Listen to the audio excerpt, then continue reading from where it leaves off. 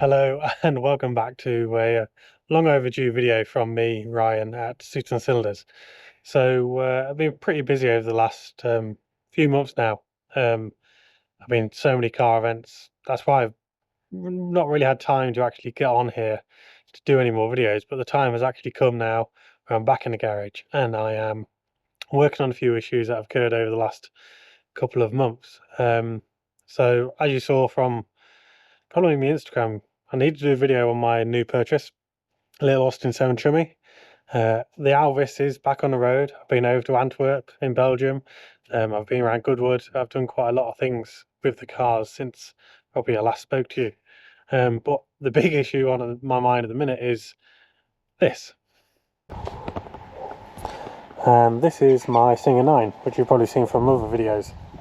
Now, I've done a lot in this. I've done what the VSCC call driving tests and basically stuff like that. Auto solos, that's the word I was looking for. So on those auto solos, pretty tough on the engine, thrashing it around cones, getting it sideways and getting your best time basically. Now this incident didn't actually happen when I was competing. It actually happened when I was pulling the car off the trailer after the pretty hard day on the engine. So as I was pulling it off, I started the engine and it didn't actually start, and I was wondering what's going on because I've never really had these symptoms before. And basically the timing chain snapped. I'm quickly going to show you the timing chain now. These are all the parts I've had off the car. Again, it's a big in-depth thing to get to the timing chain on these. But basically, this was the old one. It snapped on one of the links, which is kind of unheard of. Well, I've never heard of it anyway. It normally snaps at the kind of split pin. I've made a new one up, and that's an oil chain. I'll go into that a bit later on. But anyway, the chain snapped, and it's just a case of getting it back into the car now. And the big process I didn't actually video record was actually stripping this down because as I said in previous videos, it's quite hard to actually video solo when you're so in depth getting these engines parts. But what I am going to do now is just follow the progress of putting it all back together. So to actually get in here, you have to take the radiator off, you have to take the dynamo off, but before that you have to get the timing chain, which is on these engines are actually overhead valves, so an overhead cam. Excuse the living in Lincolnshire for you. So again, you've got overhead cam on here, so the chain is on here and it spirals round to the bottom, the crank down here. So basically what that does is, it's quite hard to show without all the chains attached, but there's a separate chain, the oil chain, that goes on here around the alternator, and that drives the alternator. Now on the back here you got another cog, and that goes up to the cam, which turns the cams and lifts the valves, etc. And that's the one that snapped. But again, as I said, it'd have been easier to show you taking it apart, kind of.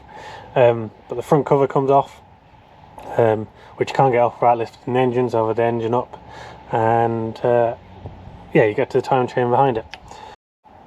So one of the main concerns I kind of have at the moment is if the pistons, because it's not in time with the valves now, if they actually contacted and hit. I don't think they have, because it was at a pretty low RPM when it happened. Basically the engine was stalling out and then it went, which is quite lucky because these can go at kind of high revs and could cause quite a lot of damage. But what I do need to check is if the, like I say, if the pistons have hit the valves, and to do that I've got to take the head off. Now it wasn't that long ago now when I took the head off to replace the head gasket on this, because I blew it at Prescott. Great place to blow, but didn't get many runs up the hill. So let's get on and take the head off and see if I've actually damaged it.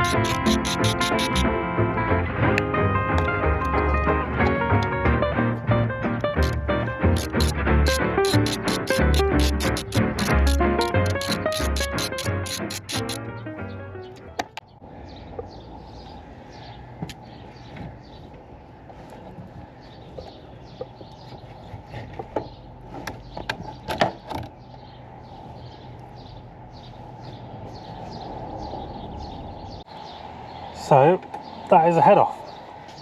The pistons all look good condition, so does the head gasket.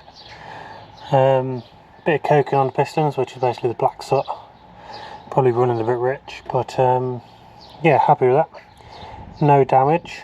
Just going to go and check out the head now. So again, the valves are in here. They're all a bit crusty.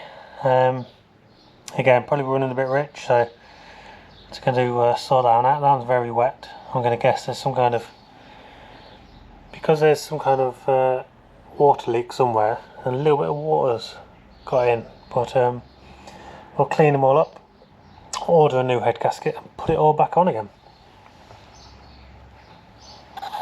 As said, I was waiting for the head gasket to come for the Singer, and it has now arrived. I had to clean up the valves because it was a bit crusty. Not the best job, but better than what it was without removing the valves. So it's back on with the head now. The head gasket is on. I just rub it down with a bit of copper grease, just to allow a bit of movement when you press it down, because these are layered gaskets. You can get solid gaskets, but depends what's available. This one was luckily given to me by a friend, so I didn't have to wait the 2 weeks, so hence why we've got it back onto the engine now. So it's back on with the head, torques it down, and then we can crack on with the daunting job of putting the timing chain back on. So let's go. So I just thought I'd take this opportunity to actually tell you a bit about my mechanical knowledge and its history, which is kind of none actually. I've always been self-taught. I started riding motorbikes when I was like 5 years old, and grew up around engines and various other vehicles growing up. So I've always had an interest in mechanics, but it's never really until I bought a 1982 VW camper van back when I was 18 years old. And although it was reliable, it did have its quirks, and it was pre kind of electronics as well. Just like these pre-war vehicles, the only electronics is on the kind of like lights and the coil and the battery. So the rest of it, in my opinion, is just kind of like one big battery. One big puzzle, sorry. Where it's just parts, putting it back together, taking it apart, put it back together, and make sure it's done in the right way. So some of my techniques aren't the best. They get me by, they get the job done, shall we say. But I guess that will come in time with experience. I've only really been playing around with pre-war cars for the last probably 5 years now, or probably a bit longer now. But of course, I do use them and shall we say abuse them. So they do need fixing, and if it wasn't for me doing it myself, then I'd need a very big pocket and wallet to pay other people to do it, which is part of the charm of owning these cars. Also working on them and seeing the progress with them as well. But yeah, like I said, not any taught background in mechanical knowledge, just experience and trial and error, and it's done me well so far, I think. It's got the cars back on the road anyway. But yes, it's one of those things with these cars where you got to, if you do own them, have a little bit of mechanical knowledge. Otherwise, you can become stuck sometimes with not being able to use them, or trying to find someone that's actually going to do the work for you. But anyway, as with the heads, you do have to torque down all the nuts. This is to 32 pounds of torque, I think. And if you ain't got space to put the spanner in the socket, you can just use a spanner and grunt. One grunt, I call it. But anyway, back to video now. Enough about me, and I think the head is about back on, and I can start rebuilding for the timing chain.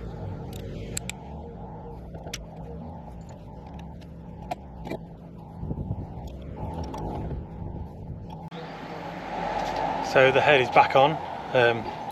Having trouble recording this today because it's one of the hottest days of the year in the UK. Nearly 30 degrees here. But anyway, the head is back on. All torqued down. Now I will retorque it 3 or 4 times when it's hot and then when it's cold again, etc. I'm waiting for a new stud here because it's letting water through a little bit. There's a little bit of rust residue and in the inlet manifold, so inlet hole. So I'm going to imagine some water's getting in there. Probably not best for running. So So I'm going to get a new stud, should be here today in the post. I'll fit that all back on, but now the head is back on, I've got the task of trying to sort out the timing.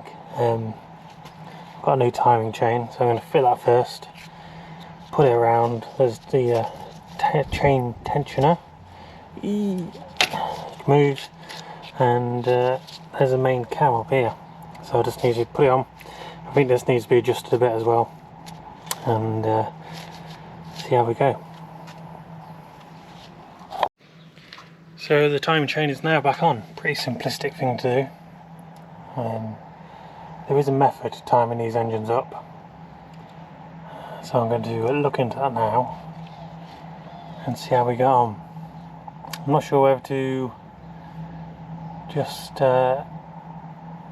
time it up before I put the timing chain back on. Sorry, timing cover. We'll see. I'll have a quick read up now, see what the best method is, and go from there. So join me back when it's all timed up. So I've finally got the timing case back on, and the well, the distributor is about to go back on, but the dynamo is all back in and all chained up. So the as you can see, the timing chain is behind, which then goes onto the cog, which then drives the well, the cam chain drives the other chain, which also drives the fuel feed, which is about to go back on as well. But pretty straightforward, thankfully, and I think it's about timed up as well. I'm going to put it all back together and then go down the timing idea route again.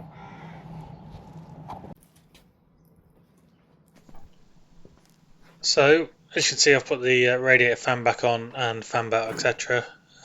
Back on with the radiator. So I did actually manage to get this timed up. It's not as difficult as you think. The most difficult bit was trying to get the cam lined up on the right timing. Now there is a way to do this. If you're a Singer owner or a Singer 9 owner and need to know, just let me know in the comments and I can put you a link to a very helpful document. But the rest of it, the ignition timing wise, it's just a case of putting it to the first piston to top dead center, checking where the rotor arm is on the distributor, and going from there really, turning the distributor and making sure it runs nicely in advanced or retarded. There's no lever on these to do or advanced or retarded, so it's a case of just doing it manually by turning the distributor head or cap, shall we say. But yeah, pretty simple, and of course you do have to take down the rotor if it runs right, and I'm about to do that in this car. But yeah, painfully you do have to take all the head lights off and the radiators off to get to the front of the engine on these. The radiator is okay, it's 2 bolts at the bottom and then the rod at the top that keeps it in place, but the headlights, as you can see, I struggled with quite a lot, because there's a bolt that goes into the radiator case, and you need to hold that while also doing it up, and you only got about an inch of room to do it with. But managed to figure it out, and it's all back together now, and yeah, I'm pretty happy with the job I did on this. When it first happened, I was quite well, not worried, but I didn't know what needed to be done or if it's going to internally damage it. But luckily it was just a snap chain which I managed to source, and as you can see, put all back together, ready for Grimsthorpe Castle. And that's what the aim of the game was with this video, is to get this car ready for the Grimsthorpe speed trials.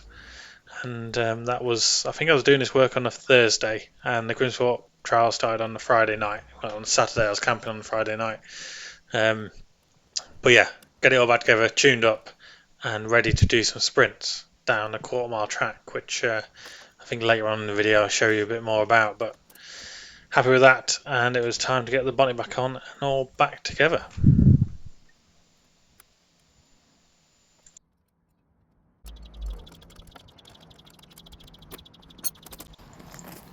So there we have it, back tidy and plugged in, ready to run, and hopefully I got the timing right. But yeah, happy with the job, and hopefully it runs nicely. We'll soon find out.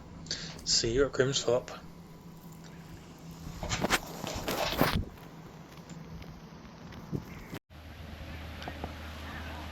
And here we are at Grimsthorpe Vintage Speed Trials, where the plan was to get the Singer down, and it's ready, and we're about to go down for a couple of laps.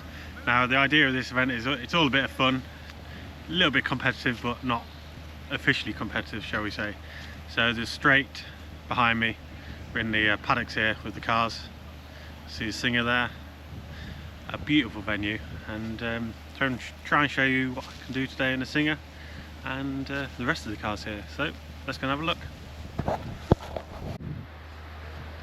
Here she is, the Singer has arrived and it's got its numbers ready to do the sprint. Now I think it's about a quarter mile, I can't quite remember, but we'll see. But like I said, the car's here and I'm happy, and it's fixed and it drives beautifully. I actually drove it here all the way from where I live to the event. A nice mix of cars. You've got that nice Sunday driver car there, you've got Alvis's, you've got the kind of veteran, like not veteran but 1920s Austin big cars here as well, and you've also got full out race cars like that blue Bugatti there just to the left. But yeah, here's the start and finish line. They do it really well, aesthetically pleasing, with the hay bales and the nice vintage caravan and stuff like that. So it is a really nice atmosphere here and place to actually do this trialling as well. Not trialling, sprints. But yeah, you also got motorbikes, as you can see, for early 1900 motorbikes to, again, race motorbikes. They also do the sprint as well, which is great to see. You get a really good turnout, and as you've seen as well, you will see, I'm into my motorbikes, so it's all good fun. You've also got great trade stalls. Now, I've bought quite a few trinkets off this guy over the years at Brooklyn and other events, and I think I might just buy a couple of things here that I've found as well, which you might see in future videos. But it's just a great atmosphere, great place, very small and friendly, and you get to pick up little trinkets like this as well. I actually bought this to go on the Austin 7 Chummy, so I can annoy some people with that when it goes on, but it's quite fun to find a dual headed horn and a beautiful Art Deco driving licence and insurance holder as well, which I should also use. But anyway, back to the cars. This is my friend Gary Bainbridge. He runs a couple of businesses, Old Time Design Company and Stanley Biggs Clothiers with his wife. He's just literally finished restoring his car on a Thursday. He thought my job was big. He literally took this down to the chassis and rebuilt it, ready for this event. But yeah, we'll see how it goes.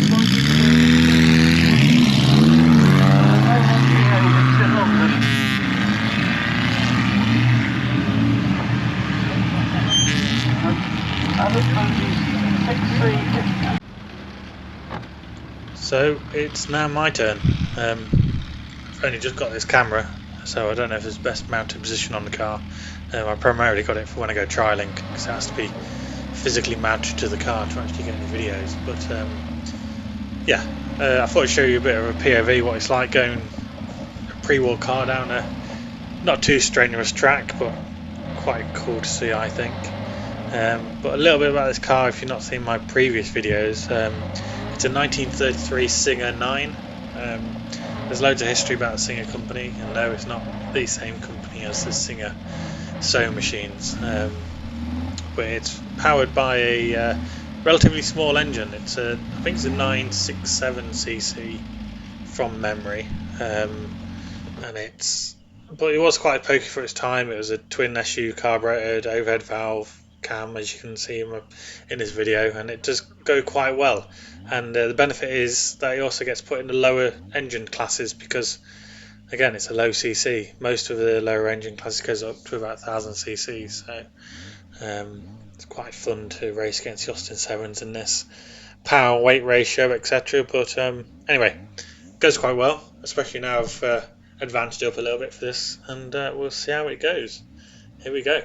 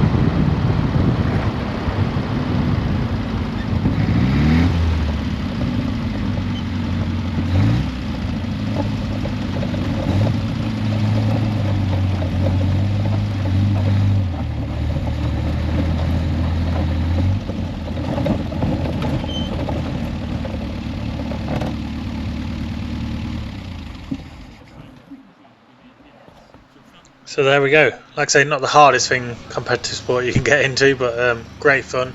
And I think I got quite good times throughout the day. Quickest being 30 seconds, which is quite quick compared to the rest of my class, and I think quite quick to the rest of the classes as well. But anyway, the car was fixed, and I got it to Grimsthorpe Castle, and I had a great day. I will be doing more strenuous stuff with this, like the driving test with the VSCC, and I will be recording that because it's, like I say, this video is mainly just show the fixing of it and getting it to an actual event and getting it done in time, which I'm happy I did. Otherwise, it won't be much of a video. But yeah, it performed well. Gary, my friend as well, in his Hillman, he also performed well, and we went off actually camping for the rest of the weekend.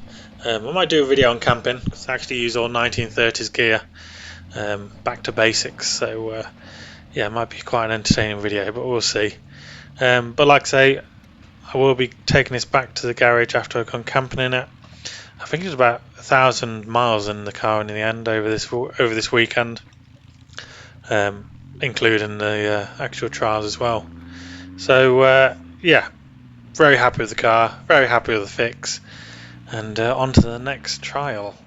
So there we are. The Singer made it to Grimsthorpe, got the timing chain all on. Big learning curve, learned loads from it, from doing the timing of the car, etc. So really happy with that. And now it's on to the Austin 7, ready for the trial season. It's now August 2025.